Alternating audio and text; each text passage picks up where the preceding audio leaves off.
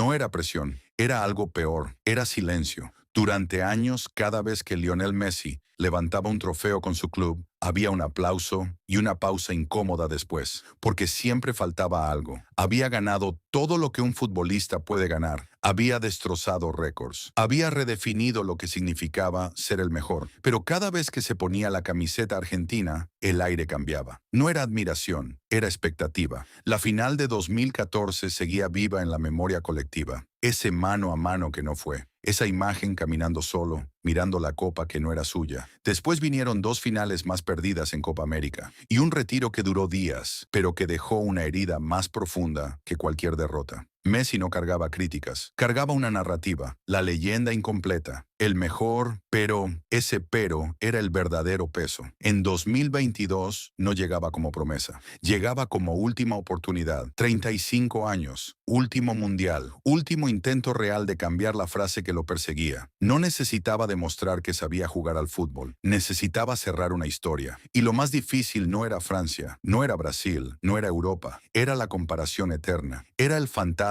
del pasado, era la posibilidad de que, pase lo que pase, nunca fuera suficiente. Ese es el peso invisible. No se ve en las estadísticas, no aparece en los análisis tácticos, pero se siente en cada pase. Y cuando empezó el Mundial, ese peso no desapareció, se hizo más grande.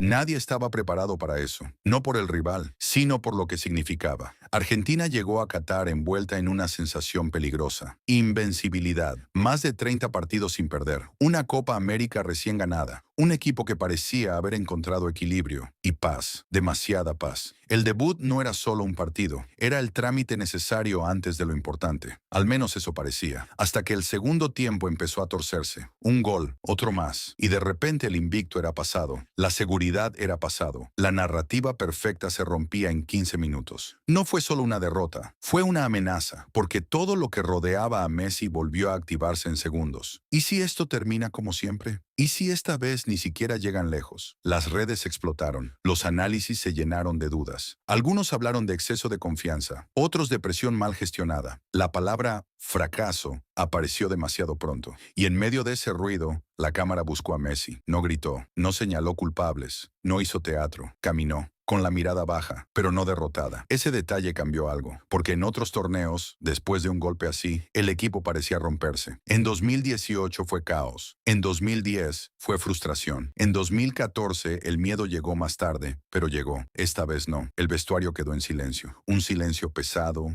incómodo, pero no desesperado. Y ahí estuvo el verdadero giro. La derrota no los eliminó, los despertó. El favorito desapareció ese día. Nació el equipo que tenía que sobrevivir. Y cuando dejas de jugar para confirmar que eres el mejor, empiezas a jugar para no caer. Ese fue el verdadero inicio del Mundial, no la ceremonia, no el primer gol, la caída. Lo más peligroso no fue perder, fue lo que vino después. No hubo discursos heroicos, no hubo golpes en la mesa, hubo silencio, un vestuario cerrado, miradas perdidas, respiraciones pesadas, el ruido estaba afuera, adentro, nadie hablaba. Ese era el momento en el que todo podía romperse, porque cuando el miedo entra en un Mundial, no avisa. Se mete en los controles, en los pases fáciles, en las decisiones simples. Empieza a hacerte jugar diferente, y Messi lo sabía. En otros torneos, después de un golpe así, el equipo se aceleraba, se llenaba de ansiedad. Cada jugador intentaba resolverlo solo. El caos empezaba por dentro. Esta vez no. Messi no levantó la voz, no necesitó hacerlo. Según contaron después varios compañeros, el mensaje fue simple: confianza, calma. Esto no termina aquí. No era una frase motivacional, era una postura. El capitán no estaba roto, y cuando el que carga el peso no se quiebra, el grupo respira. Ese silencio dejó de ser miedo, se convirtió en concentración. En vez de hablar de fantasmas, empezaron a hablar de soluciones, ajustes tácticos, cambios de energía, decisiones valientes que el cuerpo técnico tuvo que tomar. Ese fue el punto invisible del torneo, no el gol contra México, no la final, el momento en que eligieron no dramatizar, porque el miedo no desapareció.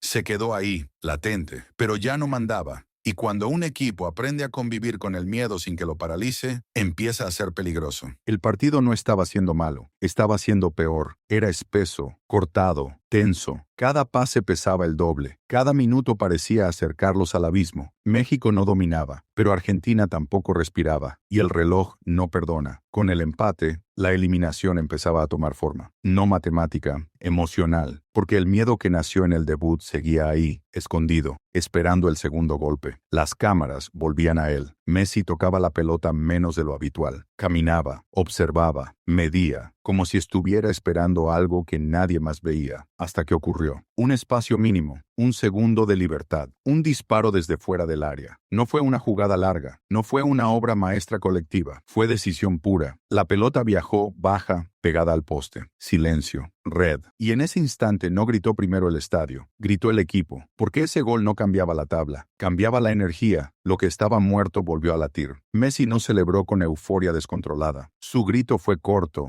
intenso, casi contenido, como alguien que no festeja, sino que se libera de algo que le estaba apretando el pecho. Ese disparo no fue el más importante de su carrera, fue el más urgente. Revive al equipo, revive la fe, revive el relato. Y algo más cambió esa noche. Por primera vez en el torneo, Argentina dejó de parecer un favorito nervioso y empezó a parecer un grupo dispuesto a pelear cada centímetro. El miedo seguía ahí, pero ahora tenían algo más fuerte. Creían otra vez. Y cuando un equipo vuelve a creer, ya no juega igual. No fue un partido, fue una provocación lenta. Países Bajos no llegó solo con un sistema táctico, llegó con memoria, con declaraciones previas, con ese tono condescendiente que, según algunos medios, había rodeado la previa del duelo. Messi escuchó todo, comentarios sobre su influencia sin balón, comparaciones innecesarias, viejas heridas reabiertas de otras épocas entre argentinos y ese banquillo neerlandés. Nada escandaloso, pero suficiente. El partido empezó cerrado. Argentina golpeó primero. Control, seguridad, ventaja de 2 goles. Todo parecía bajo control, demasiado control. Y entonces llegó el caos, un descuento, 10 minutos añadidos que parecían eternos, una jugada ensayada en el último suspiro, empate, de 2-0 a 2-2. El estadio se convirtió en ruido blanco. Las miradas cambiaron, el miedo volvió a asomar, esta vez mezclado con rabia, y Messi dejó de ser el líder sereno. Discutió, protestó, señaló, miró al banquillo rival sin esconder nada. No era teatralidad, era acumulación. En ese momento ya no jugaba solo por el pase a semifinales. Jugaba contra la burla implícita, contra el recuerdo de otras noches donde Argentina se desmoronó. Los penales llegaron como un duelo psicológico. Cada lanzamiento era una declaración. Cuando Argentina avanzó, no hubo sonrisa inmediata. Hubo tensión descargada. Hubo miradas desafiantes. Hubo palabras que luego darían la vuelta al mundo. Esa noche algo cambió en la imagen de Messi. Ya no era solo el genio tranquilo. Era un competidor herido que no estaba dispuesto a callar más. La guerra emocional no los rompió, los endureció. Y a veces, para llegar al último partido, necesitas pasar primero por tu versión más incómoda. Durante 70 minutos, parecía demasiado perfecto. Argentina dominaba. Francia no encontraba respuestas. El plan salía limpio, preciso, seguro. Messi marcaba. Di María ampliaba. 2-0. No era solo ventaja,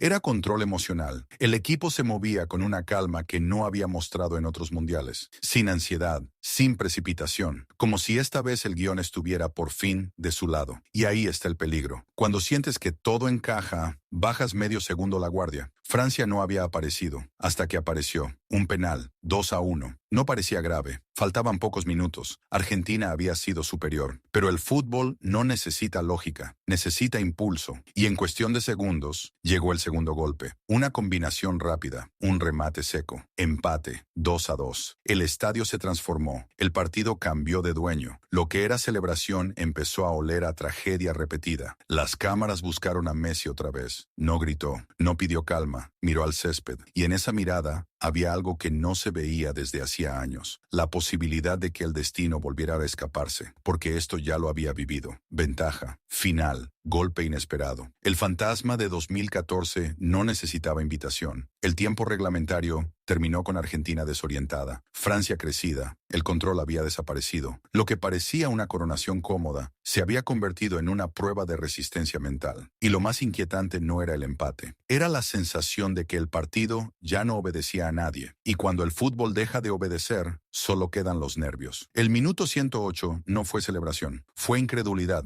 Messi empuja la pelota casi sobre la línea. El rebote, el caos en el área, el grito contenido que explota al ver que el balón entra. 3-2. Esta vez sí parecía definitivo. Sus compañeros lo rodean. El banquillo salta. La grada argentina se desarma. Messi aprieta los puños pero no corre descontrolado. Mira el reloj. Quedan minutos, solo minutos. Y entonces, cuando el cuerpo empieza a creer que lo logró, llega el detalle más cruel del fútbol. Un disparo, un brazo extendido, revisión, penal. No hay discusión larga, no hay tiempo para procesarlo. Solo una caminata eterna hacia el punto blanco. Mbappé frente al balón. Messi lejos, inmóvil. Ese instante no dura segundos, dura años. Es 2014 regresando en silencio. Es la idea de estar tan cerca, otra vez. Es la sensación de que el destino disfruta tensando la cuerda. Gol, 3-3. No hay reacción exagerada, no hay protestas teatrales, solo agotamiento, jugadores doblados, miradas vacías, y aún así queda una jugada más. Último ataque francés, pase al espacio, remate cruzado, Dibu sale, ataja. En ese momento el mundo se detiene. Si esa pelota entra, la historia termina ahí, sin penales, sin redención, sin margen, pero no entra. Y cuando el árbitro pita el final del alargue, no hay alivio. Hay un cansancio que pesa más que el miedo, porque ahora ya no depende del juego, depende del pulso. Y el instante más cruel no fue el empate, fue entender que,